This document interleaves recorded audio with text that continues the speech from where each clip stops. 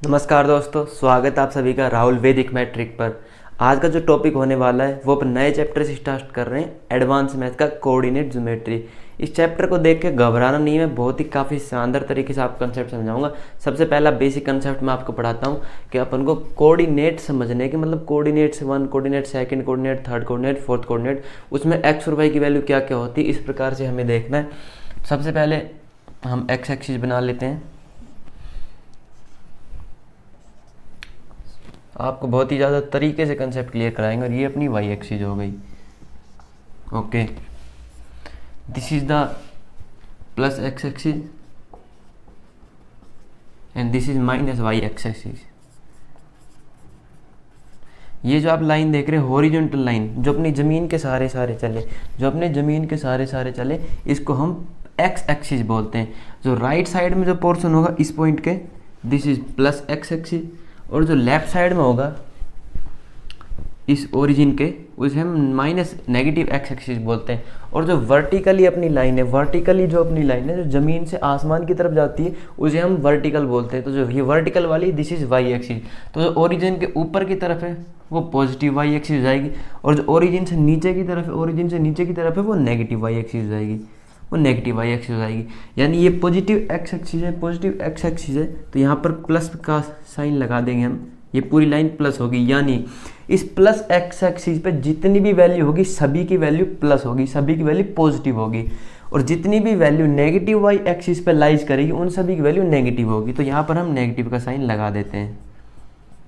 Okay, उसके बाद positive Y axis and positive negative Y axis. तो पॉजिटिव वाई एक्सिस पे भी अपना प्लस का साइन आ जाएगा कुछ इस प्रकार, यानी पॉजिटिव वाई एक्सिस पे भी जितनी वैल्यूज लाई करेंगी सभी की वैल्यू पॉजिटिव होगी, और नेगेटिव वाई एक्सिस पे जितनी भी पॉइंट्स अपने लाइज करेंगे, जितने भी पॉइंट्स आएंगे सभी की वैल्यू नेगेटिव होगी। तो यहाँ पे हम नेगेटिव का साइन लगा देते हैं। ठीक है, तो अपना जो ये वाला जो हिस्सा है, ये वाला जो कोऑर्डिनेट है, इसे हम फर्स्ट कोऑर्डिनेट बोलते हैं, कोऑर्डिनेट नंबर 1।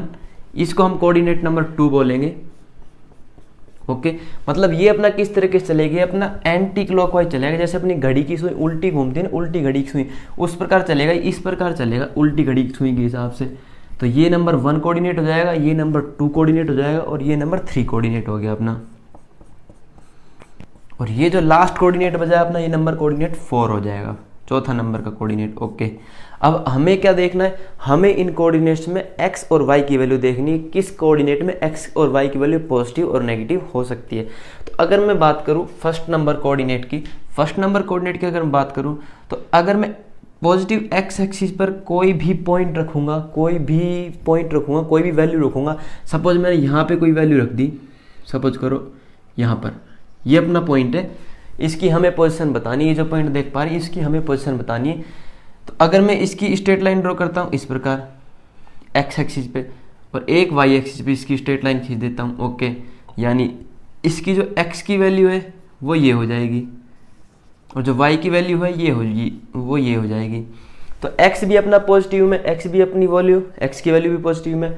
और अगर मैं वाई की वैल्यू की बात करूँ तो वाई की वैल्यू भी अपनी पॉजिटिव है, यानी वाई की वैल्यू ये है और एक्स की वैल्यू ये है। तो यानी इस पूरे फर्स्ट कोऑर्डिनेट में हम कहीं पर भी कोई भी पॉइंट रख ले, उसकी एक्स और वाई की दोनों की वैल्यू पॉजिटिव ही आएगी। यानी अगर हम बात करें एक्स और वाई, तो हमेशा एक्स भी पॉजिटिव होगा और वाई भी पॉजिटिव होगा। तो ये तो फर्स्ट कोऑर्डिनेट्स में होगा, अपने फर्स्ट कोऑर्डिनेट में एक्स भी पॉजिटिव होगा हमेशा, और वाई भी हमेशा ही पॉजिटिव होगा। बात करते हैं सेकंड कोऑर्डिनेट की अगर मैं बात करूं, सपोज करो मैंने ये एक पॉइंट ले लिया, इसकी मेरे को पोजीशन निकालनी कि भाई ये एक्स पॉजिटिव होगा नेगेटिव होगा, क्या होगा देखते हैं। तो नेगेटिव एक्स एक्सिस पे एक स्ट्रेट लाइन ड्रॉ कर देते हैं और एक straight line positive Y axis पे। ओके, ये थोड़ी सी गड़बड़ हो गई, हाँ ठीक है। यहाँ पर अब हम देखते हैं इसकी जो नेगेटिव एक्स एक्सिस पोजीशन है वो ये है, और पॉजिटिव वाई एक्सिस पोजीशन वो ये है। यानी सेकंड कोऑर्डिनेट में हम जितने भी पॉइंट रखेंगे उनकी जो वैल्यू होगी, उनकी जो एक्स और वाई की वैल्यू होगी, एक्स की वैल्यू ऑलवेज नेगेटिव होगी, क्योंकि चाहे हम यहाँ रख लें तो भी एक्स की वैल्यू नेगेटिव पे लाई करेगी, चाहे हम यहाँ रख लें तो भी एक्स की वैल्यू नेगेटिव पे लाई करेगी, यानी एक्स हमेशा नेगेटिव होगा। और y की बात करें, y ऑलवेज पॉजिटिव होगा, चाहे मैं इस पॉइंट को यहाँ पर रख लूँ, तो अगर मैं स्ट्रेट लाइन ड्रॉ करता हूँ तो ये देख लो पॉजिटिव y एक्सिस पे ही आ रहा है, इसका मतलब y ऑलवेज पॉजिटिव होगा, y ऑलवेज पॉजिटिव होगा। तो सेकंड क्वाड्रेंट में जो अपना x और y की जो वैल्यू हो, हमेशा x की वैल्यू नेगेटिव और y की वैल्यू पॉजिटिव, जैसा कि आप देख सकते हैं। उसके बाद अपन थर्ड कोऑर्डिनेट पे अपने पाते हैं, थर्ड कोऑर्डिनेट के ऊपर आते हैं। तो इसमें अगर मैं एक पॉइंट बनाता हूँ, सपोज करो मैंने ये पॉइंट बना लिया, तो इसकी नेगेटिव, इस पॉइंट को यहाँ पे नहीं, यहाँ पे बनाते हैं, हाँ इस पॉइंट की अगर मैं बात करूँ तो इसकी नेगेटिव एक्स एक्सिस पे क्या वैल्यू है ये जानने के लिए मैं स्ट्रेट लाइन ड्रॉ कर दूंगा नेगेटिव एक्स एक्सिस पे, और नेगेटिव वाई एक्सिस पे क्या वैल्यू वो जानने के लिए भी मैं यहाँ पे स्ट्रेट लाइन ड्रॉ कर दूंगा, ये कर दी। यानी इस पॉइंट पी की जो नेगेटिव वाई एक्सिस पे वैल्यू है वो ये होगी, और नेगेटिव वाई एक्सिस पे जो वैल्यू है ये होगी, और नेगेटिव एक्स एक्सिस पे जो वैल्यू है ये होगी। यानी अगर मैं थर्ड क्वाड्रेंट में पूरे में चाहे कहीं पर भी पॉइंट रख लूँ, उसकी जो एक्स की वैल्यू होगी वो भी हमेशा ही नेगेटिव होगी, और जो वाई की वैल्यू होगी वो भी हमेशा ही नेगेटिव होगी। तो अगर इसके अंदर अगर हम बात करते हैं तो अपनी एक्स और वाई, तो इसके अंदर एक्स हमेशा नेगेटिव होगा और वाई भी हमेशा नेगेटिव होगा। यानी थर्ड क्वाड्रेंट के अंदर x और y दोनों की ही वैल्यू हमेशा नेगेटिव होगी, चाहे हम थर्ड क्वाड्रेंट में पॉइंट को कहीं पर भी रख लें, इनकी जो वैल्यू होगी वो हमेशा ही नेगेटिव होगी, ऑलवेज नेगेटिव होगी।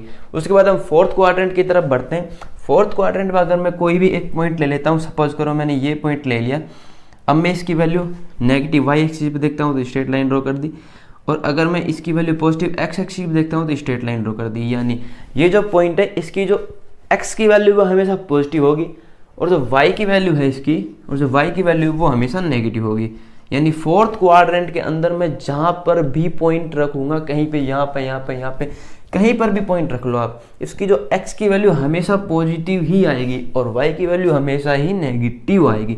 यानी अगर फोर्थ क्वाड्रेंट में हम x और y की बात करें तो x is always positive and y is always negative.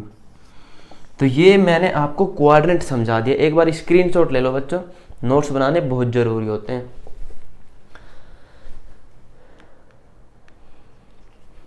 तो चलिए, उम्मीद है आपने स्क्रीनशॉट ले लिया होगा। अब एक बार रिवाइज कर लेते हैं। फर्स्ट क्वाड्रेंट में ये देखो x पॉजिटिव y पॉजिटिव, यानी x की वैल्यू हमेशा पॉजिटिव होगी और y की वैल्यू भी हमेशा पॉजिटिव होगी।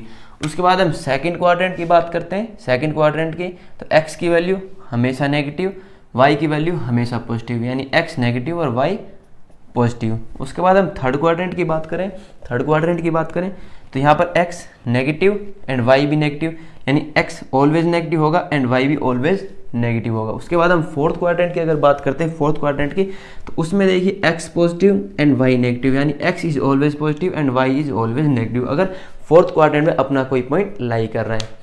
आपको बहुत अच्छे से समझ में आ रहा होगा। ऐसे ही गति पकड़ेंगे और कोऑर्डिनेट चैप्टर को फोड़ देंगे। चलो आगे की बात करते हैं। देख सकते हैं आपके पीछे एक क्वेश्चन डिस्प्ले हो रहा है। क्वेश्चन क्या है?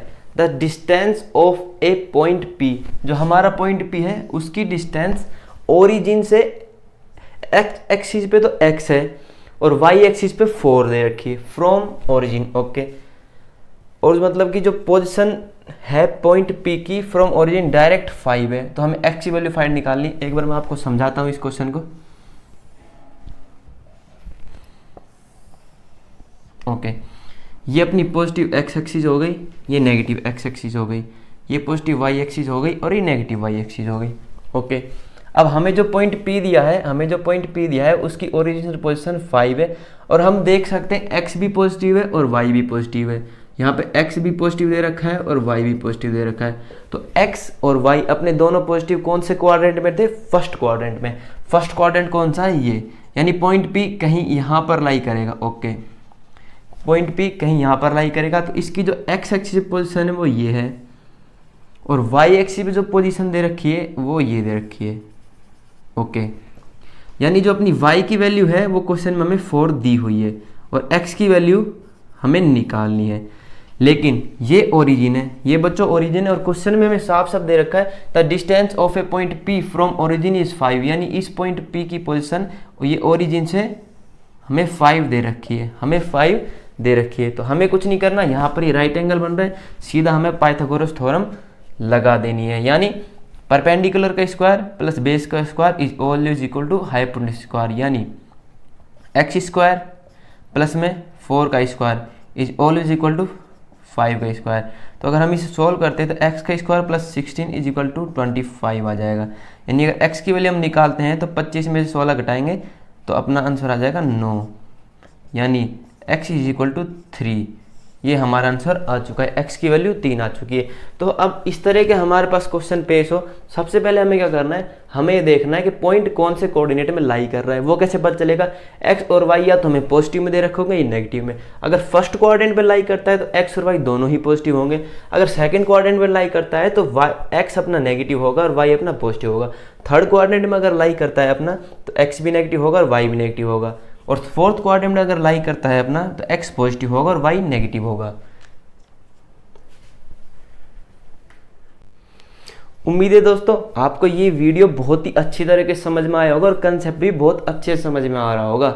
अब जो नेक्स्ट वीडियो आएगी उसमें मैं आपको बताऊं कि हम किसी भी 2 पॉइंट के बीच में, मतलब कि जैसे इसी फर्स्ट कोऑर्डिनेट में एक पॉइंट P ये दे दिया और एक पॉइंट Q ये दे दिया, अब हमें ये दूरी निकालनी है, ये जो दूरी है हमें ये डिस्टेंस निकालनी है। सेकंड वीडियो में मैं आपको ये डिस्टेंस निकालनी बताऊंगा। अगर आप ऐसे ही कंसेप्ट देखना चाहते हो और इस वीडियो को देखना चाहते हो तो हमारे चैनल को सब्सक्राइब कर लीजिए।